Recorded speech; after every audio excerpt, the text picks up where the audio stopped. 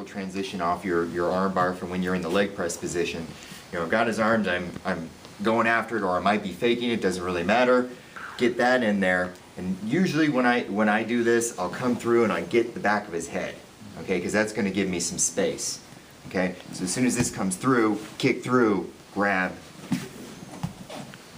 And there's a very tight triangle from there. And I like it because his head's tight enough for me to get it behind it. Plus, when his head's forward, those carotids are already collapsing, okay. And you can do it, you know, if I'm here and I come through and then I lift, fine. But usually I like to lift first and then just come through because that allows me to just thread it. And I'm going to give Derrick the credit for, he came up with that move. That's that variation, that lift of the head is I've never seen anybody do it until you did it. So that's a good move there, you know. So it's been real nice and lift their head for us. Yeah, well, Yeah. you know, if they don't, you know, and being a smaller guy, a lot of times I'll get guys that are just, you know, fighting me real hard, and if they realize what I'm coming after when I'm here, you know, they're going to keep that head down and they're just going to start turning into me. Well, if that's the case, you got no other choice but to pull that head and then do it. So if you're going to pull the head anyways, you might as well do it. This is really even more workable in a no-gi situation. Oh, yeah. Because they're sweaty, and you can really get that left leg through there and really kind of needle it through there, you know, filter it through there. There's like no resistance because the gi is not there, so you can literally just point your toe, slip through, and get it right there.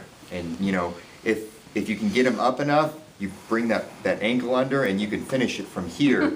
If you can't, then you roll back just slightly to get the squeeze. Now, one of our really good guys in past, Bill West, caught a number of guys with this move. What he did when he slipped through and he got the triangle and he formed all that, and he just rolled to the inside hip. He just rolled to his, in this case, his left hip, and he really put the crank on and really put it on the guy.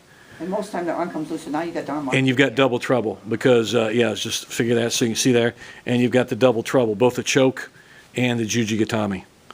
And that Bill was a Jujigatami guy, and he liked that. That's really the reason he went for it, but if you get the choke, all the better.